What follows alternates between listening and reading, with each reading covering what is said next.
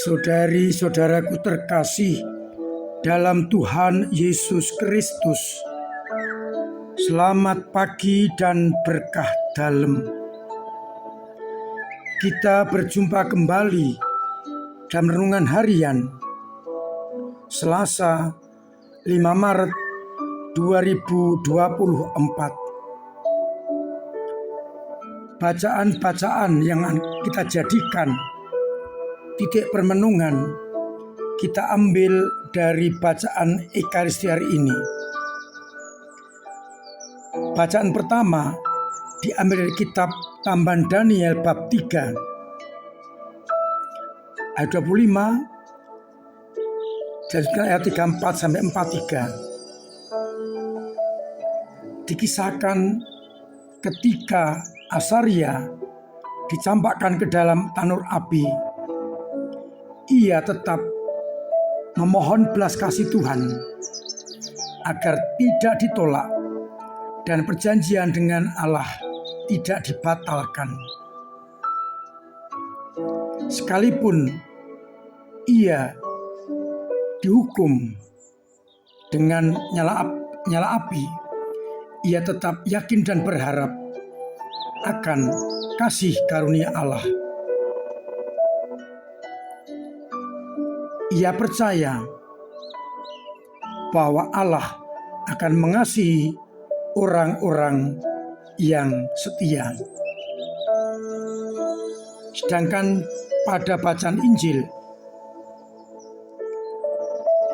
Petrus yang bertanya berapa kali harus mengampuni saudaranya jika berbuat dosa, Yesus menjawab 70 kali 7 kali.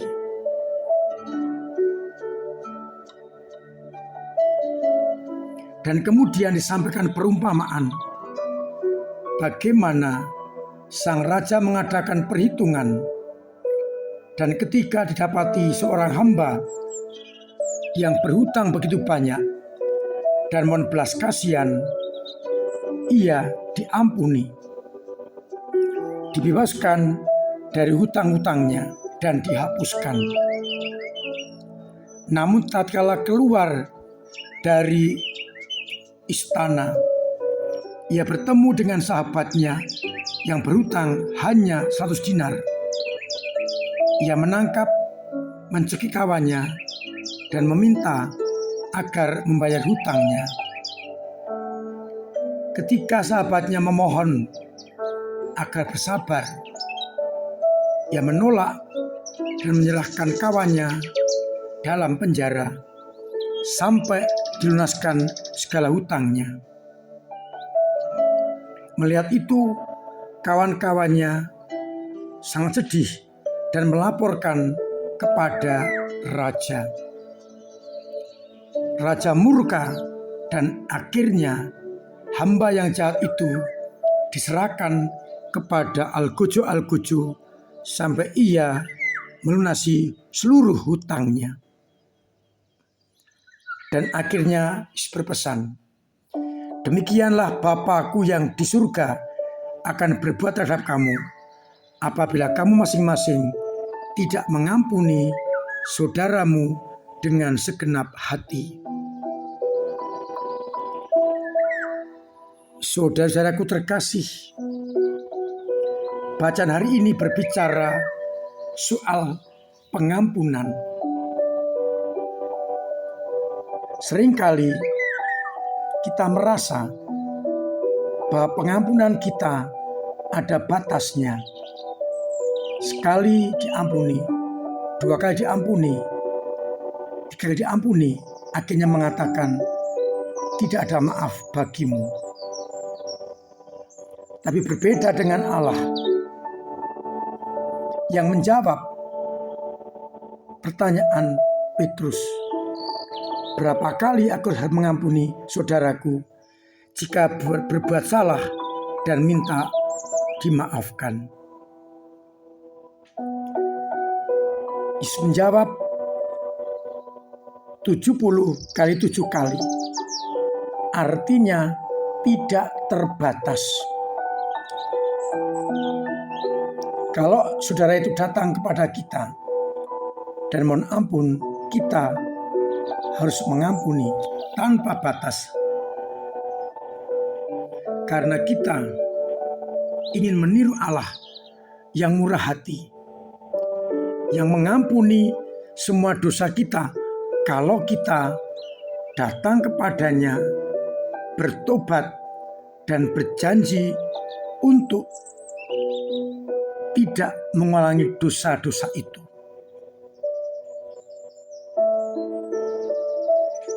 Gambaran kasih Allah dinampakkan dalam mengasihi manusia.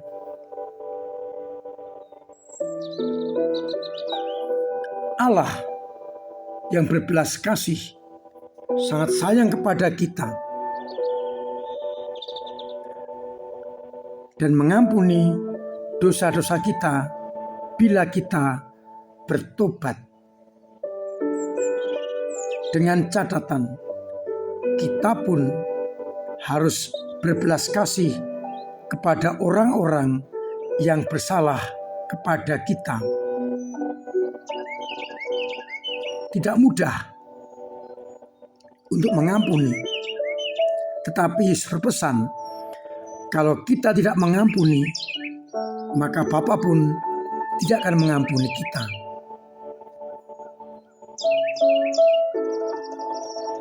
Dari bacaan yang pertama nampak jelas bagaimana Asaria yakin bahwa Allah Maha Pengampun. Maka ia minta agar Allah tidak menarik belas kasihannya. Demi Abraham, demi Ishak, dan demi Israel. Dengan keyakinan itu, Asaria mencoba untuk mengakui kesalahannya, bertobat agar mendapatkan kasih karunia Allah. Lalu apa yang dapat kita petik dari bacaan ini? Allah ingin agar semua orang selamat. Itu kuncinya. Maka sekalipun orang berdosa, kalau dengan rendah hati datang kepada Allah, mengakui kelemahan dan dosanya, pasti akan diampuni dan orang itu akan selamat. Tapi ternyata tidak mudah untuk rendah hati, untuk mohon ampun karena merasa paling hebat. Demikian pula betapa sulitnya untuk mengampuni sesama yang berdosa, yang bersalah terhadap kita. Padahal Allah mau mengampuni tanpa batas. Yang penting orang bertobat. Maka mari bersama-sama kita miliki hati Allah yang berbelas kasih. Dan kita akhirnya diajak untuk mampu mengampuni kesalahan orang-orang yang berdosa, bersalah kepada kita. Diperlukan semangat kerendahan hati. Semoga bacaan hari ini memberikan inspirasi kepada kita untuk murah hati, berbelas kasih, dan mengampuni. Tuhan memberkati kita sekalian. Amin. Marilah kita berdoa. Bapa yang penuh kasih, kami bersyukur karena Kau ingatkan agar kami tidak takut untuk terus bertobat bila kami jatuh dalam dosa. Dan bila sudah mengalami kasih karunia-Mu, hendaknya kami pun mengasihi orang lain dengan mengampuni kesalahan mereka. Semoga dengan cara itu akhirnya kita dimampukan untuk benar-benar setia kepada Allah dan berbelas kasih kepada orang lain. kita mohon agar semangat rendah hati itu menjadi semangat kita dalam bergaul dengan sesama, agar kita pun murah hati seperti Bapa murah hati adanya. Tidak mudah, namun kita harus belajar dari Allah dan juga belajar dari hamba yang tidak tahu terima kasih, agar sifat itu kita tinggalkan. Kita harus menyampaikan belas kasih Allah itu kepada orang-orang yang bersalah kepada kita, sehingga mereka pun mengalami kasih karunia Allah. Pertanyaan untuk kita renungkan, sanggupkah kita untuk terus-menerus mengampuni orang lain sebagaimana Bapa telah mengampuni kita? Tuhan memberkati kita sekalian. Amin. Marilah kita berdoa. Bapa, semoga umat-Mu Kau beri kekuatan untuk saling mengampuni. Kau jaga imannya, Kau teguhkan, dan akhirnya mereka bisa mengampuni sesama. Semoga mereka yang sakit Engkau sembuhkan, yang punya beban berat Engkau ringankan, agar akhirnya mereka mengalami kasih sayang-Mu dan mewartakan kasih itu dengan pengampunan pada sesama. Untuk itu, sertai mereka dengan berkat-Mu sendiri, Bapa dan Putra dan Roh Kudus. Amin.